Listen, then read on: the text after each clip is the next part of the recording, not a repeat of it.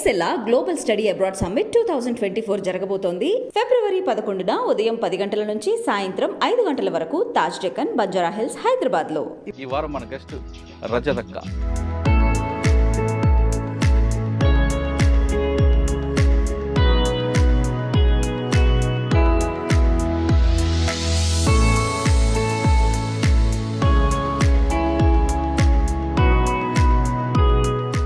మీరు 6 నెలలు లోపల ఉన్నారు కదా బాధ్యత తీసుకోకుండా. ఈ 6 నెలలు ఎప్పుడు కూడా అమ్మా నన్ను గుర్తురాలేదు? ఎప్పుడు లేదు సార్. ఎందుకు అంత కసి? సాంబశివుడు అన్నతో ఎక్కువగా ఉండేవారు కాబట్టి ఆయన మీద అటాక్ చేయడానికి చాలా రకాలుగా దాడులు జరిగాయి కదా ఎక్స్చేంజ్ ఆఫ్ ఫైర్లు. ఒకటి తప్పించుకున్నారు ఏమన్నా? ఒకటే గుర్తుందా? పిల్లకల దగ్గర ఆ రసూల్ చెరువు మీద ఈవినింగ్ ఫుల్ బ్యాచీలు 5 మంది మంచిగా వస్తారు పోలీసు వాళ్ళు. ఈడ కాదు కదా ఏపీటీ, ఇక్కడ ఎందుకు వస్తారు అని చెప్పేసి నాకు డౌట్ వచ్చింది. ఏమంటే ఇద్దరు ఇంకా అన్నలు తీసుకుపోతుంటే ఆ అన్నలు ఏమంటే నేను పోతుంటే నా ఏమంటే బ్లడ్ వస్తుంది. ఆ బ్లడ్ ఏమంటే ఇక్కడ వరకు ఇంకా ఉంది బుల్లెట్. అన్ని ఎన్కౌంటర్లు చాలా కానీ ఆ ఎన్కౌంటర్ స్పెషల్ సార్. చేయాలనే డెసిషన్ ఎవరిది? నిర్ణయం ఎవరు తీసుకున్నారు? సాంబశివుడు. ఎవరెవరి మీద చేయాలంది? వాళ్ళు ఎదురుపడినప్పుడు ఎందుకు తిట్టుకోవడం ఎందుకు వచ్చింది అంతవరకు? ఫుల్ జ్వరం వచ్చింది, ముఖం కడుగుతున్నా. ఇట్లా ముఖం కడిగి ఇట్లా చూస్తే బ్యాచ్లు అక్కడ వరకు వచ్చినాయి. ఆయన చూడంగానే వెపన్ ఇట్లా పెట్టుకొని వండుకున్నాం. అంటే తను ఏమైనా చేస్తే ఫైర్ చేసుకొని చనిపోవాలంతే, వాళ్ళకైనా చిక్కొద్దు మనం. రమాకాంత్ గారు చనిపోవడం ఎందుకు? ఆత్మహత్య చేసుకోవడానికి కారణం?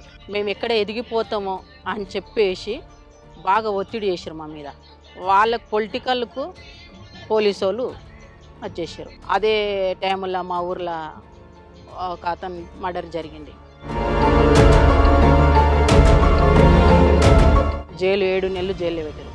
ఆ జైలు తర్వాత కేసుల మీద కేసులు ఒక్క 40 కేసులు వేసారు సార్ మా మీద. ఆ క్రమంలో ఈ ప్రజలకు మనం ఎందుకు చేసినాము చివరికి ఇదేనా అనిపించింది నా మనసుకు.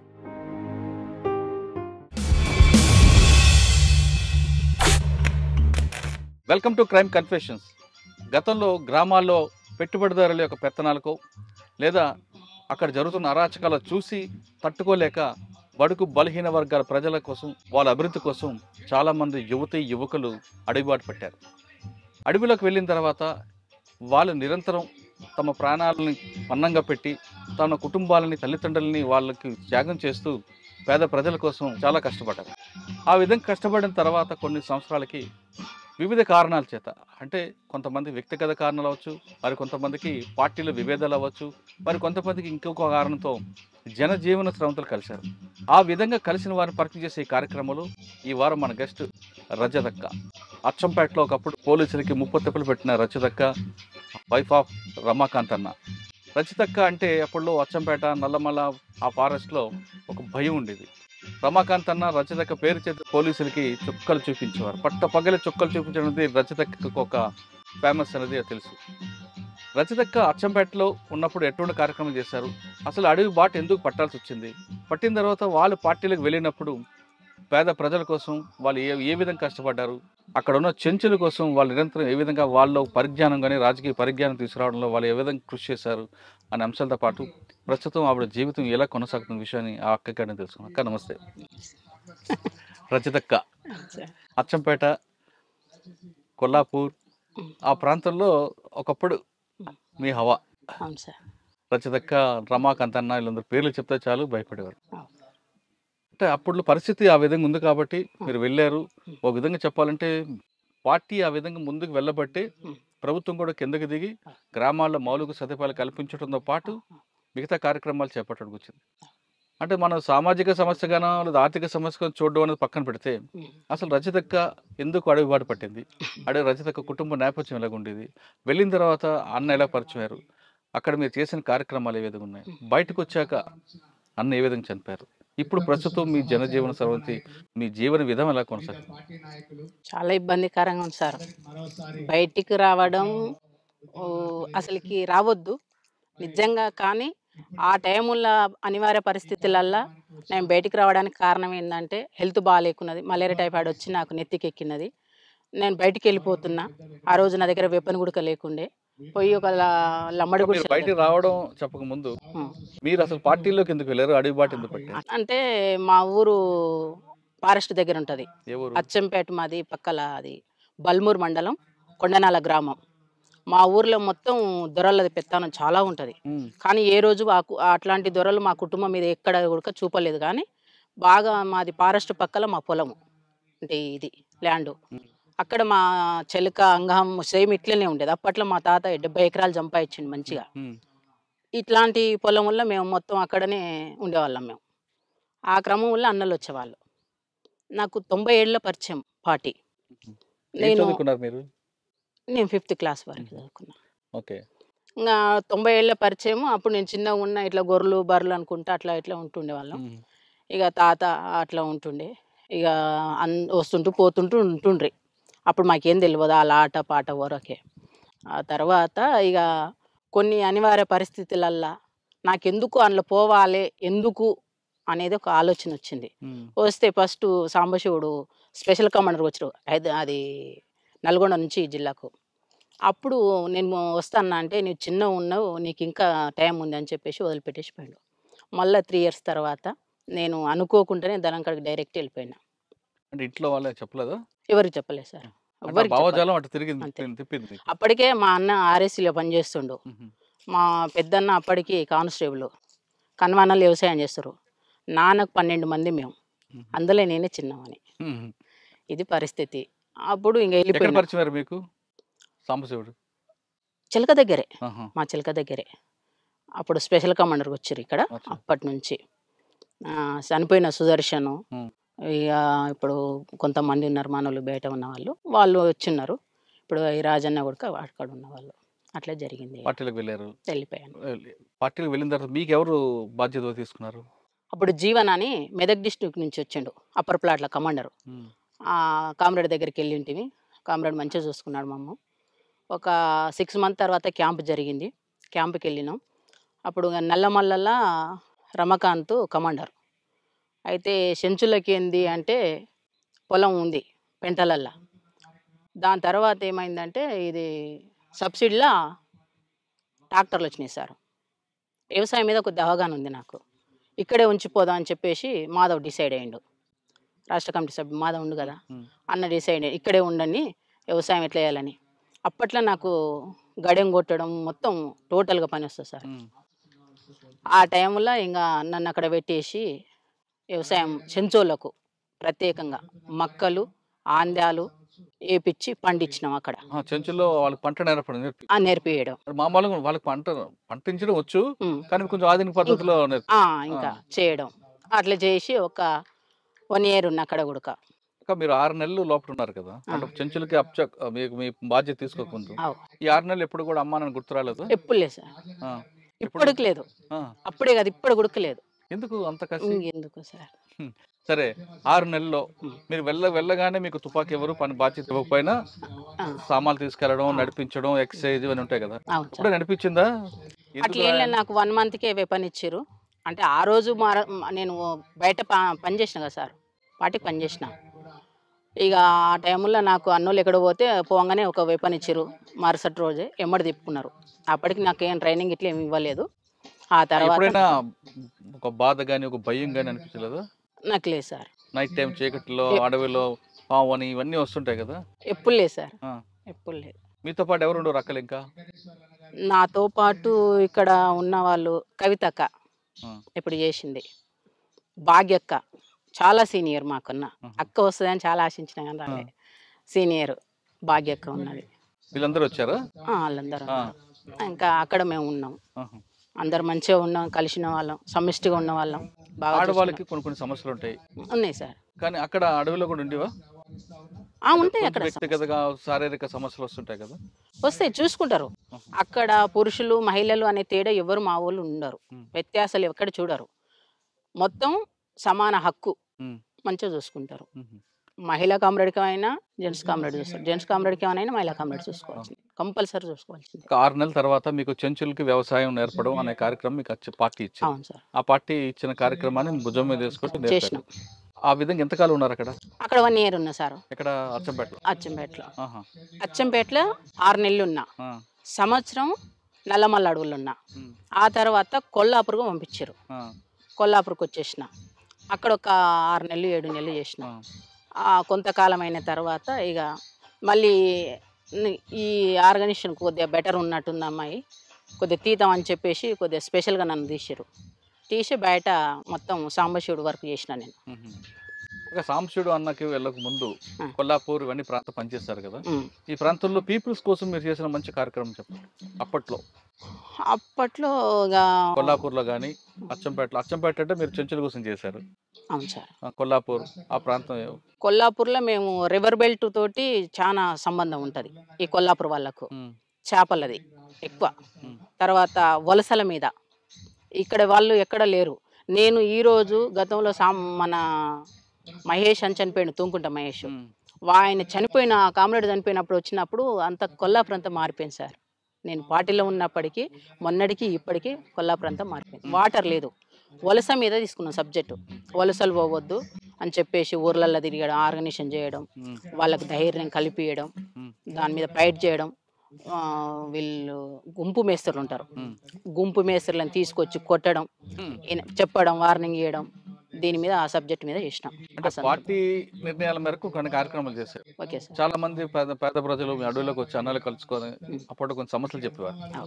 చెప్పినప్పుడు వాడిని దండించాలి లేదా శిక్షించాలి, ప్రజాకోర్టులో వాడిని పనిష్మెంట్ ఇవ్వాలి అనుకో నిర్ణయం తీసుకున్నవి మీరేమైనా ఒకటి చేశారా? సింగిల్ గా కాకుండా గ్రూప్ చేసినాం. ఏం చేస్తారు? స్వామి అని కమాండర్ ఉండే ఇక్కడ కొల్లాపూర్కు, అతను కమాండర్ చేసి వాళ్ళ దాంట్లో మేము పాల్గొనే వాళ్ళం. ఇక ప్రజాకోర్టు పెట్టడం, కూర్చోబెట్టి పిలిపించి మాట్లాడడం, వినకపోతే తనడం, అవన్నీ చేసాం సార్. ప్రజాకోర్టులో మీరు ఒకటి సంఘటన చెప్పండి, బాగా గుర్తుండిపోయింది. ప్రజాకోర్టు అంటే షింగోటం జరిగింది సార్. అక్కడ మాట్లాడారు, సాంబశివుడు మాట్లాడిండ్రు, నేను సెంట్రీ పోస్టు, నీవు ఎక్కడ వస్తారు నా సెంట్రీ పోస్టు, అది అట్లా అక్కడ అంటే. తర్వాత కుడికిళ్ళలో కూడా ప్రజాకోర్టు పెట్టినాం. ఆడగుడక కొంతమందిని పిలిపించి మాట్లాడి ఆడగుడక ఇంటర్వ్యూ ఇచ్చి అవి చేసేసినాం అక్కడ కూడా. ఓకే. నల్లమల్లలో మీరు ఉన్న సమయంలో సార్ సాంబశివుడు అన్నతో ఎక్కువగా ఉండేవారు కాబట్టి ఆయన మీద అటాక్ చేయడానికి చాలా రకాలుగా దాడులు జరిగాయి కదా, ఎక్స్చేంజ్ ఆఫ్ ఫైర్లు. ఒకటి తప్పించుకున్నారు ఏమైనా? ఒకటే గుర్తుందా? ఎవరు? సాంబశివుడా? మేమా? మీరు. నేనా? ఆయనతో పాటు ఉన్న సమయంలో సార్ ఒకటి చెప్పండి. ఇది మన కొండనాల నుంచి బిల్లకల్ అడవులు సార్. బిల్లకల్ దగ్గర గుట్ట ఉంటుంది పైన, చెరువు మీద, రుసుల చెరువు మీద ఉంటుంది ఒక గుట్ట. ఆ రుసుల చెరువు మీద ఈవినింగ్ ఫుల్ బ్యాచీలు. ఈవినింగ్ అయింది, ఒక కామ్రేడ్ చాలా ఛాయ్ పిచ్చే కామ్రేడ్కు. ఇక వచ్చేసి మొత్తం కట్టెలు ఇడిచేసి ఛాయ్ పెడుతున్నాడు. ఆ టైంలో నేను ఏం చేసిన అంటే, నేను అప్పటికి 1+1 కమాండర్, నేను వెళ్ళిపోయి మొత్తం అన్నీ ఇంత కటింగ్ పేపర్ తీసుకొని పోయినా. వాళ్ళు చదువుతుంటే నేను బయటికి ఎట్లా పోయినా, వాష్రూమ్కి పోయినా. వెపన్ పెట్టుకొని వస్తారు. వెపన్ పెట్టుకొని వస్తుంటే ఏందబ్బా వీళ్ళు నల్గొండలా మనోళ్ళ అని చెప్పేసి నేను చూసేసిన. 2 అక్కలు సెంట్రీలు ఉండరు. కొద్దిగా ఏదో టెన్షన్ పడ్డరు, డౌన్ అయిపోయారు. కూర్చున్న వాళ్ళు డౌన్ అయిపోయారు, అట్లే పండుకున్నారు. ఎందుకు పండుకున్నారు అబ్బాయిలు అని చెప్పేసి నేను చూసే వరకు 5 మంది మంచిగా వస్తారు, పోలీసు వాళ్ళు ఇన్సాస్లు వేసుకొని వస్తారు. మాకే నల్గొండలో ఏపీటీ ఉన్నది, కానీ ఈడ కాదు కదా ఏపీటీ, ఇక్కడ ఎందుకు వస్తారు అని చెప్పేసి నాకు డౌట్ వచ్చింది. వచ్చేసి ఎమ్మటే ఫైర్ అని గట్టిగా కాసిచ్చేసిన, ఎమ్మటే ఫైర్ చేసేసిన. సాంబశివుడు, రమాకాంత్ వీళ్ళంతా రిట్రీట్ అయ్యారు. నేను ఒక్కదానే అయిపోయిన. అక్కడికి సెంట్రీ పండుకుంది, ఎమ్మటే నా మీద అటాక్ చేసేసారు. 5 మంది వెపన్స్తో మొత్తం నా మీద తూటాలు గుర్చేసినాయి. ఎమ్మటే గాయం ఇక్కడ నుంచి ఇక్కడ మొత్తం ఇక్కడ వరకు ఇంకా ఉంది బుల్లెట్. ఇక గాయాలైనాయి. ఇక అందరు వారిపోయారు, ఒక 3 ఉన్నారు, నన్ను తీసుకుపోయారు. ఇంకా మా ఎమ్మటే మొత్తం బ్లడ్. మా కామ్రేడ్స్ 2 ఉన్నారు నా ఎమ్మటి, జెంట్స్ కామ్రేడ్ 2. ఇంకా అన్నలు తీసుకుపోతుంటే ఆ అన్నలు ఎమ్మటి నేను పోతుంటే నా ఎమ్మటే బ్లడ్ వస్తుంది. ఆ బ్లడ్ ఎమ్మటే వచ్చేసారు పోలీసులు. అప్పుడు ఒక 8 రోజులు మేము డివైడ్ అయిపోయినాం, ఎక్కడోళ్ళం అక్కడ డివైడ్ అయిపోయి చాలా ఇబ్బంది పడ్డాం. ఆ ఎన్కౌంటర్లు మామూలు ఎన్కౌంటర్, అన్ని ఎన్కౌంటర్లు చాలా, కానీ ఆ ఎన్కౌంటర్ స్పెషల్ సార్. ఎందుకు అంటే ఎక్కడోళ్ళు అక్కడ విడిపోయారు, నాకు గాయమైంది. ఇక సాంబశివుడు ఎట్లా దిగారు, అన్ని ఊర్లలో బ్యాచీలు అంటే పెంటలల్లా అంతా ఏంటిది చింతకాయలు కాల్చుకొని తిన్నాం సార్. తర్వాత మన బియ్యం నానబెట్టుకొని, ఆ ఎమర్జెన్సీ బాటిల్ ఉంటే మాకు ఎమర్జెన్సీకి ఇక్కడ, అందులో బియ్యం నానబెట్టుకొని తినేసినాం. 2 days అయింది. సాధ్యమైతే లేదు. పైన చార్సిన మేడం హెలికాప్టర్లో కుమింగ్ చేస్తుంది. అప్పటికి ఒక ఎన్కౌంటర్ అయింది. బొమ్మనపల్లి అతను సీన్ అని కామ్రేడ్ చచ్చిపోయిండు. ఇక ఫుల్ బ్యాచ్లు సార్, ఎక్కడ పోయినా బ్యాచ్లు. ఇక నాకు సాయంత్రం వరకు మొత్తం ట్రీట్మెంట్ చేసేసారు. మళ్ళీ తెల్లారి ట్రీట్మెంట్ చేసేసి బ్లడ్ కంట్రోల్కి వచ్చేసింది. ఒకటే పేషెంట్ ఏం చెప్పిండంటే, నీవేం చేస్తావో బ్యాచ్లు మొత్తం రిట్రీట్ కావాలని చెప్పేసి నాకు చెప్పేసిండు సమస్య. సరే చలో అని చెప్పేసి నా ఎమ్మటి ఒక మురళి అనే అన్న ఉన్నాడు, వచ్చిండు అన్నాడు. మురళి, నేను, నా సభ్యుడు రాజా అని ముగ్గురం కలిసేసి వచ్చినాం. ఇక వచ్చేసి కొన్ని యాక్షన్లు చేసినాం. ఎక్కడ? పెద్ద కొత్తపల్లి. దానికి రివర్స్ చేస్తే బ్యాచ్లు ఇక్కడ అదవుతారని చెప్పేసి పిలిపించుకోవడానికి బ్యాచ్లు ఇక్కడ అటాక్ అయింది. యాక్షన్ చేయాలనే డెసిషన్ ఎవరిది, నిర్ణయం ఎవరు తీసుకున్నారు? సాంబశివుడు. ఎవరెవరి మీద చేయాలండి? పొలిటికల్ టీడీపీ పార్టీ ఎవరు ఉంటే వాళ్ళు. ఏం చేస్తారు టీడీపీ పార్టీ ఉన్నప్పుడు ఎంపీపీనే ఆయన, బహుశా ప్రేమ్ ప్రకాష్. అంటే ఆయన నేరం చేశాడా లేదా పార్టీ నిర్ణయం మేరకేనా? పార్టీ నిర్ణయం. పదవిలో ఉంది కాబట్టి, గవర్నమెంట్ పదవిలో ఉన్నాడు కాబట్టి. ఎక్కడ ఎన్ని గంటలప్పుడు చేశారు యాక్షన్? ఎన్ని గంటలకా? పొద్దుగాల 12 గంటలకు. మిట్ట మధ్యాహ్నం. కానీ పోలీసులకు మీరంటే ఎందుకు అంత అప్పుడు హడలు ఉండేది?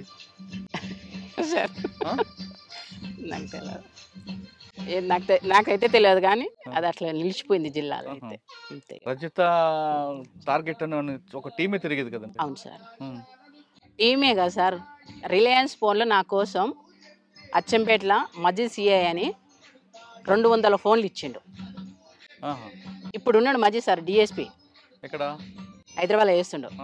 నా కోసం స్పెషల్గా పంపించిండు. ఎందుకు 200 ఫోన్లు?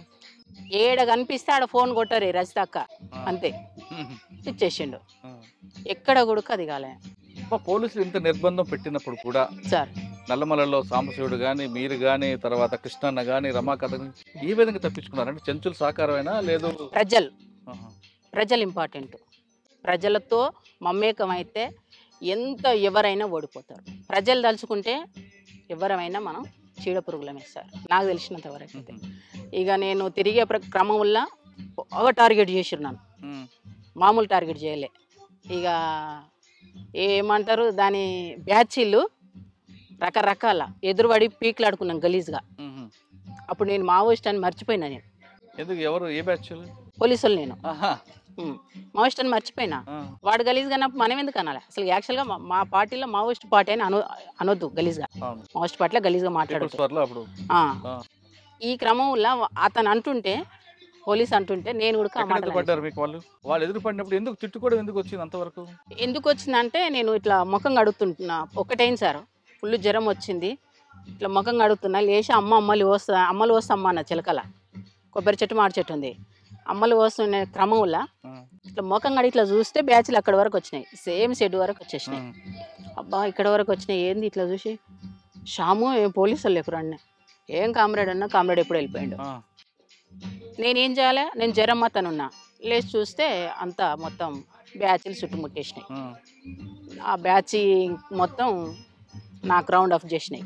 ఏం చేయాలో నాకు అర్థం కాలే. ఒక ఎంత 8-9 ఫీట్ల ఎత్తుకు గోతి ఉంటుంది, గోతిలో దుంకేసిన. ఇక్కడ పోయింది అని చెప్పేసి అన్నారు. వాళ్ళు అటు వాగానే ఇట్లా లేచిన. ఇంకా బూతులను తిట్టుకుంటే ఏమంటారు, ఫైర్ చేయలే. వాళ్ళు ఫైర్ చేస్తే పడిపోయేదాన్ని. వాళ్ళు నేను కనీసం ఒక 6 కిలోమీటర్ రన్నింగ్ సార్. 6 కిలోమీటర్ మామూలు రన్నింగ్ కాదు. ఫస్ట్ టైం అది ఇంకొకటి ప్లేన్ ఏరియాలో రన్నింగ్ మామూలు ఉండదు. అట్లా రన్నింగ్ చేసిన. ఇంకా అట్లా వెళ్ళిపోయేసిన. ఆడ తప్పించుకొని పోయి ఇంకొక ప్లేస్కి పోయి వర్షాన్ని ఉంటే ఆ వర్షాల వైపు వర్షాన్ని ఎర్జి ఉంటుంది కదా ఒడ్డు, ఆ ఒడ్డు పక్కల వండుకున్న వర్షాన్ని సాటు చేసుకొని నా పైన పక్కనే వచ్చేసి కాలు చేతులు కడుక్కుంటాడు పోలీస్ ఆయన ఉడక బోర్కాడ. ఏందబ్బా అని ఇట్లా చూస్తే అట్లే అనికి పండుకున్నా. ఏమనుకోలే, వెపన్ తీసుకున్నా ఎడబెట్టుకున్నా ఇట్లనే అనికి పండుకున్నా. ఆయన ఏమనలే, ఆయన కడుక్కుంటుండు, వేసి కడుక్కుంటుండు. నేనేం చేస్తున్నా వెపన్ ఇట్లా ఆయన చూడంగానే వెపన్ ఇట్లా పెట్టుకొని వండుకున్నా. అంతే, తను ఏమైనా చేస్తే ఫైర్ చేసుకొని చనిపోవాలంతే, వాళ్ళకైనా చిక్కొద్దు మనం. అది మా పార్టీ బాగా చెప్పారు. నన్ను చూడలే. చూడలే, ఈయనొక్కడితో వచ్చి అక్కడ మా బ్యాచ్ ఉంది, వెళ్ళిపోయారు. వాళ్ళు వెళ్ళిపోగానే కొద్దిగా అసలు ముందుకు జరిగేసి ఆ వెపన్ ఆనే పెట్టేసి మళ్ళీ ఎప్పట్లేక మామూలుగా ఊర్లోకి వచ్చేసి ఒకంత అప్పటికే 4-5 డేస్ అయింది. అన్నం లేదు, ఫుల్ ప్లేను. ఇదంతా ఏరియా అచ్చంపేట ఉప్పునంత మండలంలో. ఇంకా తినేసినాం, ఇంత తినేసిన. మళ్ళీ మార్నింగ్ లేచిన. మళ్ళీ మార్నింగ్ ఏడికి వెళ్ళినంటే ఐనూలు పక్కకి వెళ్ళింది సార్. ఐనూలు మధ్యలో ఆ క్రమంలో అక్కడ ఏనపోటు వచ్చేస్తారు. అప్పుడు ఉడక ఏం చేయాలని అర్థం కాలే. ఆ ఏనపోటు వస్తుంటే ఏం చేసిన, బుడ్డ విషయం ఇదే దినం, ఇదే టైం, ఇంకా బుడ్డశని వీక్తున్నారు. వాళ్ళతో పాటు అట్లే బుడ్డశని వీక్కుంటా ఆ బుడ్డలు పీకిన చెత్త తీసేసి కార్బాన్ మీద వేసేసిన. స్టెన్ కార్బాన్ ఎప్పుడు నాకు తీసి దాని మీద పడేసిన. అయిపోయాయి. వాళ్ళు ఎవరో చెలుకోవాలి అనుకున్నారు. ఆ కొనాక అడిగింది. నేను ఇక్కడ మళ్ళీ ఇంకా బుడ్డశని వీక్తున్నా. సాధారణంగా ఒక దగ్గర మీటింగ్ పెట్టుకున్నప్పుడు పార్టీలో సార్ ఏదైనా ఇష్యూ రిట్రీట్ అవుతారు మీరందరూ విడిపోతారు. అవును సార్. విడిపోయిన తర్వాత ఎక్కడెక్కడికి వెళ్తారు, అందరూ కలిసి పరిగెట్టరు. అవును.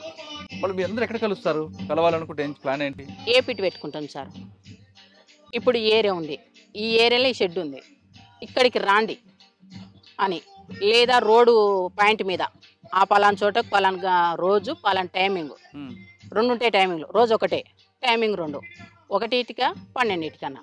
12టికి మిస్ అయితే 1టికి రండి అంతే. ఇది మిస్ అయితే మళ్ళీ ఆల్టర్నేట్ ఇంకొకటి పెట్టుకుంటాం, అక్కడికి వెళ్తాం. అక్కడికి వెళ్ళినప్పుడు ఆడ పికప్ చేసుకుంటాం. అట్లా కలిసి ఒకేసారి కలిసి వెళ్ళడం అనేది కష్టం కదా, కష్టం. పోలీసులు ఎన్కౌంటర్ అయినా పిడిపోతుంది సార్. తర్వాత ఇంకొకటి, అప్పుడులో మీకు బాగా పోలీసు ఎవరు ఎక్కువగా మీకు ఇబ్బంది పెట్టేది? నల్లమలలో రకరకాల ఆఫీసులు పనిచేశారు. ఇప్పుడున్న శ్రీనివాసరెడ్డి సార్, కొత్తకోట శ్రీనివాసరెడ్డి సార్, ఆయన బాబుని రెస్పెక్ట్ చేసినప్పుడు. అవును సార్. వైఎస్డి రాజేష్ కుమార్, ఓకే. తర్వాత వైఎస్డి లడ్డ వచ్చినాడు. తర్వాత మన మేడం చారుసీన మేడం, వీళ్ళందరూ మీకు బాగా టైట్ చేస్తారా? బాగా టైట్, మామూలు టైట్ కాదు. శ్రీనివాసరెడ్డి ప్రేలను అంతా ఎన్కౌంటర్లు అయినాయి. ఇక మేడం ప్రేలను కొద్దిగా అందరినీ ప్రజలకు రాగుంజి బయటికి రప్పించింది. ఆ ప్లాన్ చేసినాను. దానివల్ల చాలామంది సరెండర్ అయ్యారు. ఇంకొక నిర్బంధం కూడా ఎక్కువైంది సార్. వాస్తవంగా నిర్బంధం ఎక్కువైంది, కమ్యూనికేషన్ తెగిపోయింది, నాయకత్వం అంతా ఏఓబి వెళ్ళిపోయారు. మాకు ఎవరు లేని పరిస్థితి ఏర్పడ్డది. ఇంకంతా చిల్లంబల్లమైంది. కోనాపూరి సాంబశివుడితో పాటు తమ్ముడు రాములు ఎప్పుడైనా మీకు ఎదురుపడ్డారు? చర్చలప్పుడు ఏపీటీ నేనే ఇదే ఏరియాలో తీసుకొచ్చిన. ఈ ఏరియాలో అమ్మని నాయనని అన్నని చర్చలప్పుడు.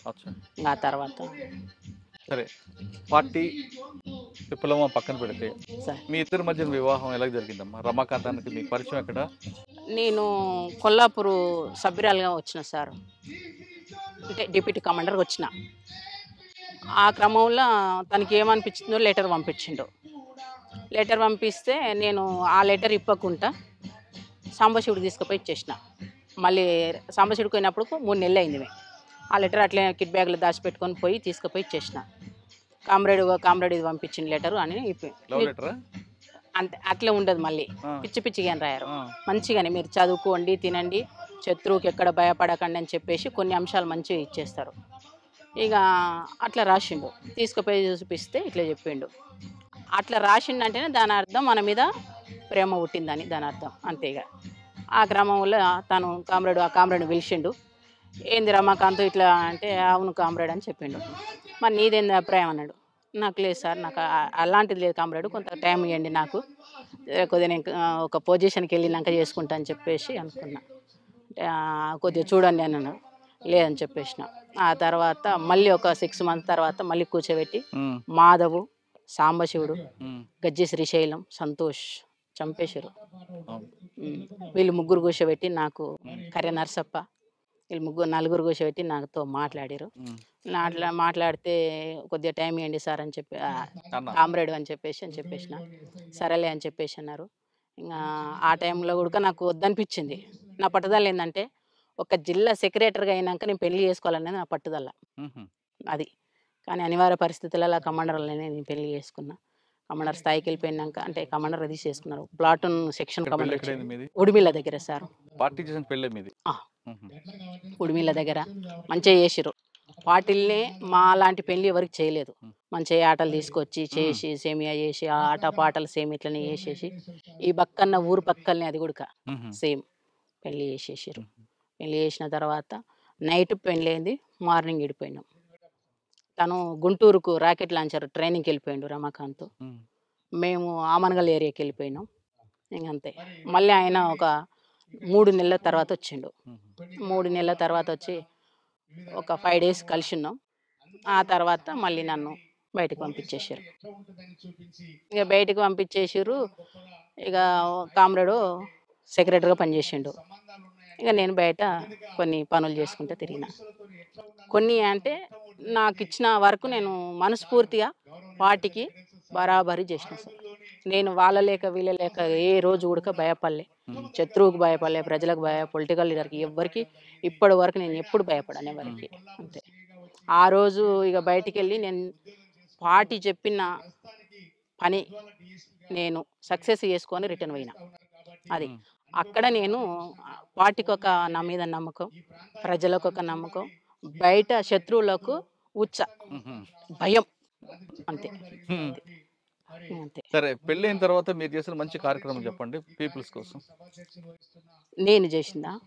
నేనంటూ సపరేట్గా ఏం చేయలేదు. పార్టీ కలిపి పార్టీకి పార్టీ సభ్యులతో పాటు నేను చేసిన, తోటి కామ్రేడ్స్ ఏది చేస్తే అది చేసిన. అంటే ఒక యాక్షన్ చేసిన తర్వాత ఎప్పుడైనా బాధపడ్డారా? ఏం లేదు సార్, నేను ఎప్పుడు బాధపడలే. ఇప్పుడు కూడా ఎన్నో కష్టాలు ఎదుర్కొంటున్నా. అందుకే ఇంతమంది నాకు ఆదర్శంగా ఉండరు. ఏ రోజు కూడా నేను బాధపడలే. అన్యాయంగా చంపాను అని ఎప్పుడు బాధపడలేదా? లేదు, నా యాక్షన్లు అయితే ఇప్పుడు అట్లా.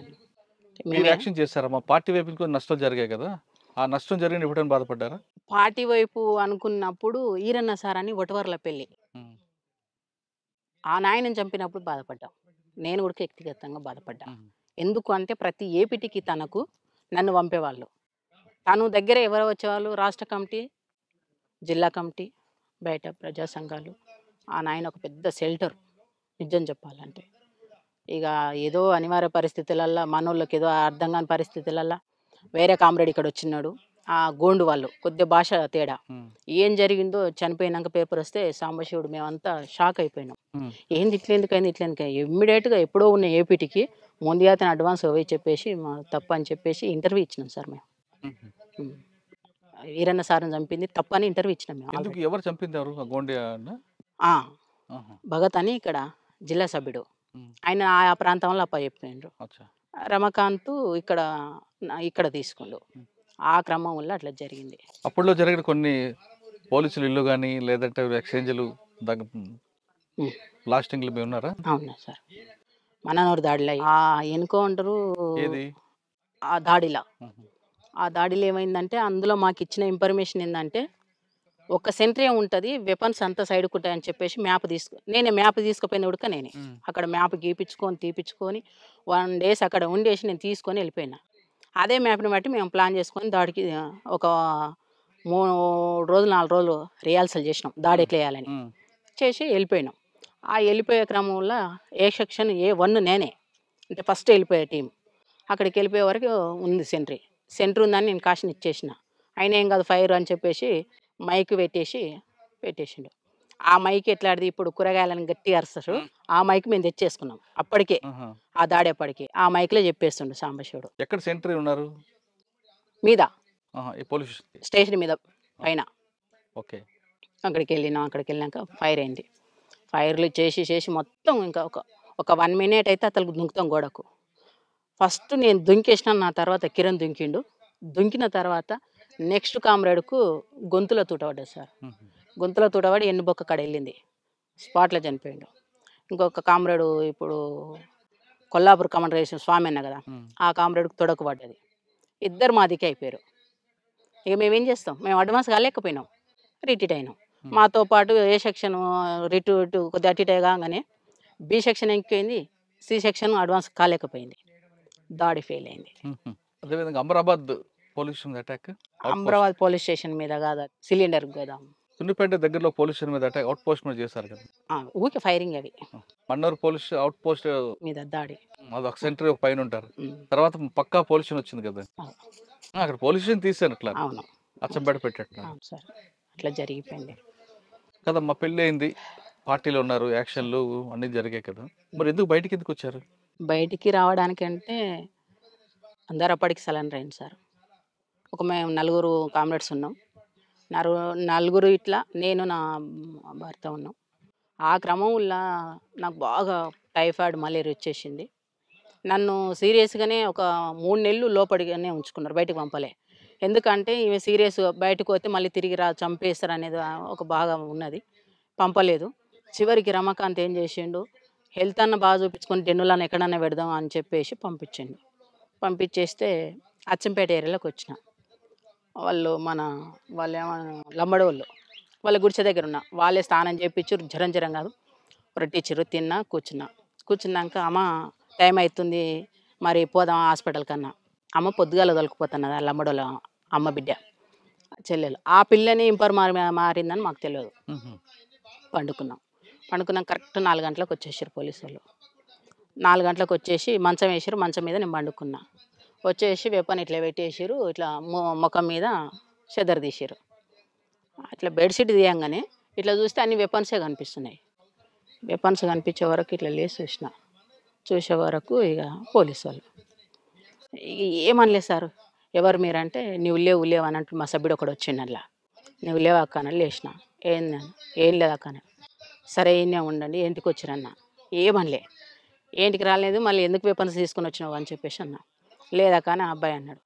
సరే నేను నిలబడరా అని చెప్పేసి అన్నాక వాళ్ళు ఏమనుకున్నారు అంటే జ్వరం ఉంది, ఈమె ఎక్కడ పోతుంది అని అనుకున్నారు పోలీసులు. అంతే, నిర్లక్ష్యంతో ఉన్నారు. ఇక గిరిబాబు ఎస్ఐ కొట్టండి అంటూనే ఉండు, కానీ కొట్టలే. వాళ్ళు కొట్టొద్దనే ఉన్నట్టుంది ప్లాన్. ఇక ఏమనలేదు, గుడిసె స్టార్ట్ చేసుకున్న ఒకటే పరారు, అంతే. పరారైనా ఇక ఆ జ్వరం మొత్తం ఎక్కడ పోయినా నాకు తెలియదు. 4 days అసలుకి నేను ఎక్కడో ఏం చేసినా నాకే తెలియదు సార్. అప్పటికి మేము బాగా ఇబ్బందులు ఉన్నాం. మళ్ళీ పొయ్యి వచ్చేసి బిల్లకంట్ల ఆ పోలీసులు దారిలో వండుకున్నాం. దారిలో వండుకుంటే అక్కడ మొత్తం మా రిలేషనే మొత్తం వచ్చేసి ఎవరు ఇక్కడ వండరు, ఎవరు చంపేసిపోయారు అని. చివరికి వస్తే నేను అక్కడ మా అన్న ఉన్నాడు, మా మేనబావ ఉంటాడు. వాళ్ళిద్దరు పోటు వచ్చేసారు. చూసినాక ఎవరు మీరంటే ఏమంటలేను. ఇంకా చివరికి తీసుకెళ్ళారు ఇంటికి తీసుకెళ్ళి ఏమైందమ్మా ఏం లేదు. ఇంటికి గుడక తీసుకుపోలేదు వాస్తవంగా. అక్కడ వాళ్ళ గుడిసె ఉంటుంది, గుడిసె దగ్గర కూర్చోబెట్టారు. వీళ్ళు తీసుకొని పోతుంటే అక్కడ నుంచి పోలీసులు వచ్చేసారు, గుడిసెని రౌండప్ చేశారు. అంతే, ఇక ఏం మాట్లాడలేదు, రౌండప్ చేశారు. ఇక మా అన్న అంటుండు, మా చెల్లెని చంపకండి, వచ్చింది మేము చెప్తాం సార్ అని మొత్తుకుంటుండు. ఏం చంపముకో లక్ష్మి, ఎందుకు బాధపడతావు ఆగు అని చెప్పేసి అన్నారు. అంతే, ఇక తీసుకొని పైనకి తీసుకొని కొద్ది దూరం నడిపించారు. 4 కిలోమీటర్లు నడవాలి, వెహికల్ ఉండదు అక్కడ. 4 కిలోమీటర్లు నడిచినాక ఇక వాళ్ళ వెహికల్ ఎక్కించుకొని వచ్చారు. అప్పటికే మా అన్న మా ఊరు చేశారా? అవును సార్. సరెండర్ కాదు. లేదు సార్. రమాకాంత్ ఎప్పుడు దొరికారు? రమాకాంత్ దొరకకుండా తనంతలకు తను నా తర్వాత 3 నెలల తర్వాత తను ఎవరు వాళ్ళకు ఫోన్ చేసి వాళ్ళ ద్వారా సరెండర్ అయ్యాడు. అంటే పార్టీకి చెప్పేసారంట. ఇంకా పార్టీ ఎక్కడ సార్ జిల్లాలో లేదు, మా ఇద్దరు వరకే క్లోజ్, లేదు సభ్యులంతా వెళ్ళిపోయారు. ఆయనతో పాటు 2 సభ్యులు. తర్వాత పార్టీ నల్లమల్ల పూర్తిగా కంప్లీట్ అయినప్పటి వరకు ఉన్నా నేను. 2007 లాస్ట్లో 8 ఆ టైంలో వచ్చేసాను. అది మాతోటే క్లోజ్ అయిపోయింది. ఈ జిల్లాలో అయితే మాతో క్లోజ్ అయిపోయింది. మీరు సరెండర్ అయిన తర్వాత మీకు ఇవ్వాల్సిన ఇచ్చారా రమాకాంత్ గారికి ప్రభుత్వం? కామ్రేడ్కు 5 లక్షల రివార్డు ఉందన్నారు, ఇచ్చిర్రు. నాకు 3 లక్షలు అని చెప్పారు, 1 లక్ష రూపాయలు ఇచ్చారు. ఏది మేము ఎక్కడ ఆశపడలేదు. దాన్ని తీసుకొచ్చుకొని మేమేం చేయలేదు, ట్రాక్టర్ తెచ్చుకున్నాం, మేమే ఖర్చు ఏం పెట్టుకోలేదు. ట్రాక్టరు ఒక 2 సంవత్సరాలు నడిచింది సార్. ఇంకా తర్వాత ఇంకా కింది మీదకి అయిపోయింది, అంతే. కదమ్మా, బయటకు వచ్చారు, ప్రభుత్వం ఇచ్చిన డబ్బులతోనూ ట్రాక్టర్ కొనుక్కొని సామాన్య కుటుంబంలో నడుస్తున్న సమయంలో రమాకాంత్ గారు చనిపోవడం ఎందుకు, ఆత్మహత్య చేసుకోవడానికి కారణం ఏంటి? చనిపోవడానికి కారణం ఏంటంటే మేము బయటకు వచ్చి మంచిగా ఉన్నాం సార్. మంచిగా ఉన్న క్రమం వల్ల ఈ పొలిటికల్గా మేము ఎక్కడ ఎదిగిపోతామో అని చెప్పేసి బాగా ఒత్తిడి చేశారు మా మీద. వాళ్ళకు పొలిటికల్కు పోలీసు వాళ్ళు వచ్చేసారు. ఇక పోలీసుల టార్చర్ మామూలుగా లేదు సార్ మాకు, ఎంత అంటే అంత మామూలుగా లేదు. ఇక అదే టైంలో మా ఊర్లో ఒక అతను మర్డర్ జరిగింది. ఆ మర్డరు మా రమకాంతే చేసిందని చెప్పేసి ప్రపోజల్ చేసి తన మీద నెట్టేసారు.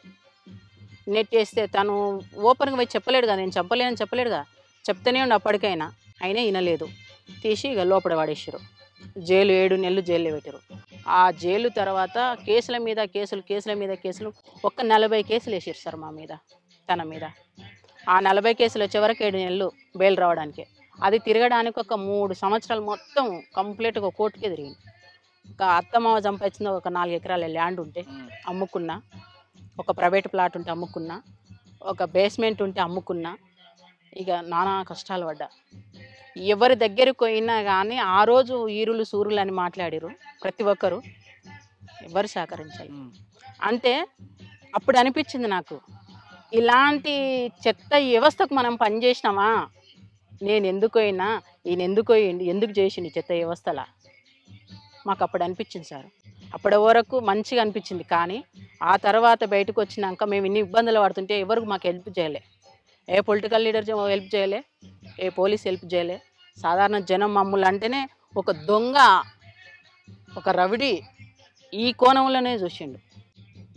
ఆ పరిస్థితిలో వెళ్ళిపోయింది. అప్పుడు అర్థమైంది వ్యవస్థ అంటే ఏంటో మీకు. అంతే, ఈ చెత్త వ్యవస్థకి మేము ఎందుకు చేసినాము, అందుకే ఇప్పటి వరకు నా మైండ్లో ఈ చెత్త వ్యవస్థకి ఎందుకు, ఇప్పటి కూడా పొలిటికల్గా రా అని పిలుస్తున్నారు నన్ను, కానీ ఇలాంటి వ్యవస్థకు నేను సెట్ కానేమనిపించింది సార్. నేను అది చాలా అసలు ఇవన్నీ ఒడిదుడుకులు ఎదుర్కొంటూ వస్తున్నాం.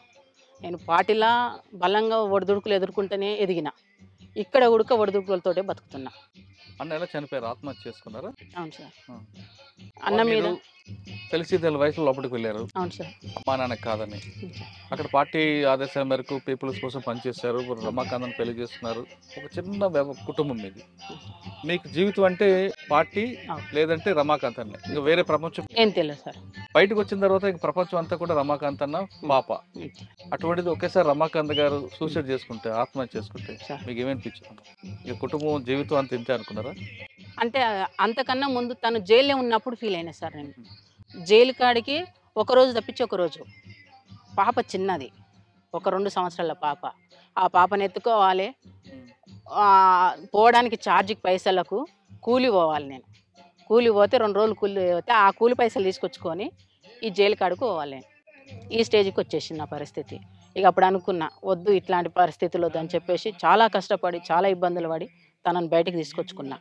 తనను బయటికి తీసుకొచ్చుకున్నాక ఇంకా అప్పులు చాలా అయినాయి. ఏం చేయాలో మాకు అర్థం కాని పరిస్థితి. ఒక్కొక్క కేసుకు ఒక్కొక్క లాయర్ ఒక 50,000 తీసుకున్నారు సార్. అట్లా 40 కేసులు ఉన్నాయి నాకు మా సార్ మీద. ఆ 40 కేసులు నేను ఎక్కడి నుంచి ఎట్లా కట్టాలి, అన్నీ తీసుకొచ్చిన తర్వాత అమ్మేసిన తర్వాత చాలా ఆర్థికంగా ఇబ్బందులు ఎదుర్కొన్నాక కొద్దిగా అటో ఇటో కొద్దిగా మంచినే, తను ఎక్కడ పోకపోయేవాళ్ళు. నేను తన పాపను పెట్టుకొని ఉండేది, చిన్న షాప్ పెట్టుకొని ఉండేది. నేను వెళ్ళేదాన్ని కూలికి, డైలీ కూలికి పోయి నేను భోజనం కోసానికి సంపాదించుకుని, నేను ఏమి సంపాలి ఇప్పటి వరకు కూడా ఏం సంపాదించుకోవాలి. ఆ క్రమంలో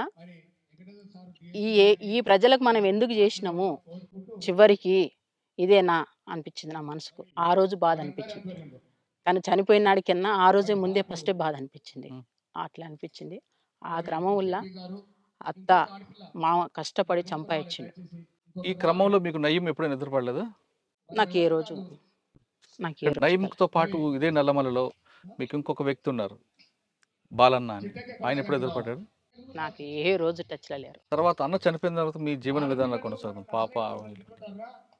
ఇప్పుడు కూడా కూలి బంద్ చేసుకున్నా.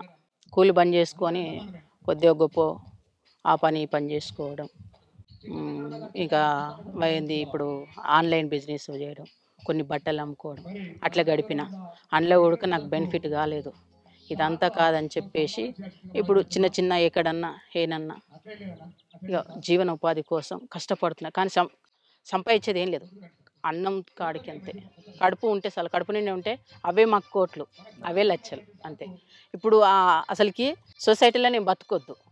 నిజం చెప్పాలంటే ఈ స్థాయిలో నేను కమాండర్ స్థాయిలో పనిచేసి వచ్చి ఉడుక్క ఇంత చీప్గా బతుకుతున్నా అంటే ఎవరు లేరు.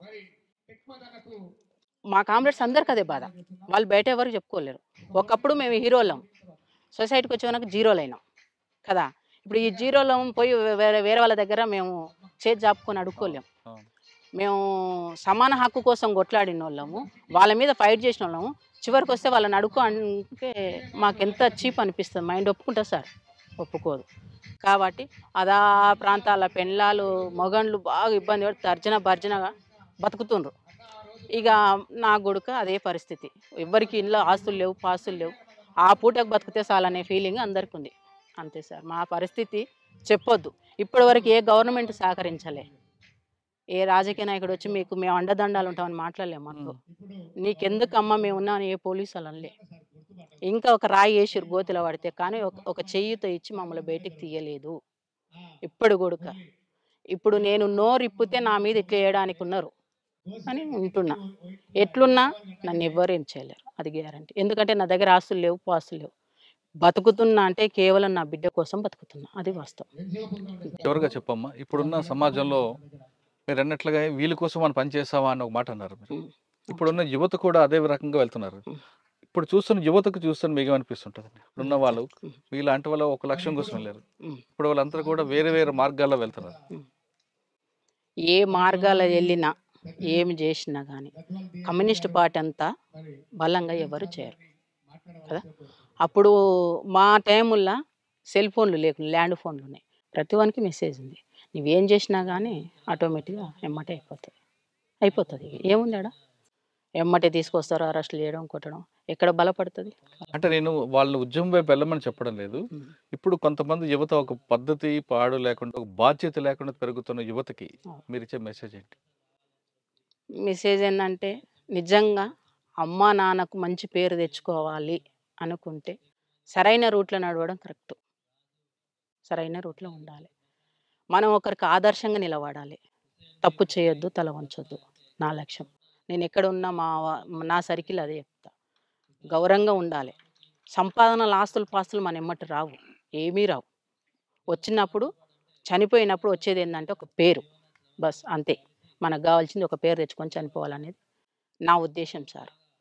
యువతకు ఏంటంటే గౌరవించాలి. ఎదుటి వ్యక్తిని ఎప్పుడైతే గౌరవిస్తామో ఇట్లాంటి హత్యలు, ఇట్లాంటి రేపులు, ఇట్లాంటి సమస్యలు ఎక్కడ కూడా రావు. ఎదుటి వ్యక్తిని మనం గౌరవిస్తలేము అంటేనే అన్నీ జరిగిపోతుంది. అది సార్. ఒకప్పుడు పేద ప్రజల కోసం అడుగుబాటు పెట్టిన రచితక్క, రమాకాంత్ గారు కొన్ని సంవత్సరాల పాటు అడవిలో ఉన్నారు. వాళ్ళు ఎండనక వాననక కుటుంబాలు త్యాగం చేసుకుంటూ ప్రజల కోసం పనిచేసిన వాళ్ళు ఇప్పుడు అదే ప్రజల దగ్గరికి వెళ్ళి చేతులు చాచాలంటే వాళ్ళ ఆత్మాభిమానం చంపుకున్నట్లు అవుతుంది. కొంతమంది నక్సలెట్లాగా మాజీలుగా మారి తర్వాత సెటిల్మెంట్ చేయడం చేతకాక అటువంటి బాట పట్టక ఏమి ఇంకా సాధారణ కుటుంబంలో జీవిస్తున్నారు. ఆవిడ చెప్పే మెసేజ్ ఒకటే, ఇప్పుడు రాబోయే యువత కూడా, చూస్తున్న యువత కానీ ఎవరికైనా కానీ ఒక బాధ్యతగా పెరగండి, సమాజానికి మంచి పేరు తీసుకొచ్చేలా చేయండి, దానివల్ల మీ కుటుంబానికి కూడా మంచి పేరు వస్తుందంటూ రచితకు చెప్తుంది. ఇది ఈ వారం రచితతో ఎక్స్క్లూజివ్ ఇంటర్వ్యూ. వచ్చే వారం మరో గెస్ట్తో మళ్ళీ కలుద్దాం. అంతవరకు నమస్తే. Thank you.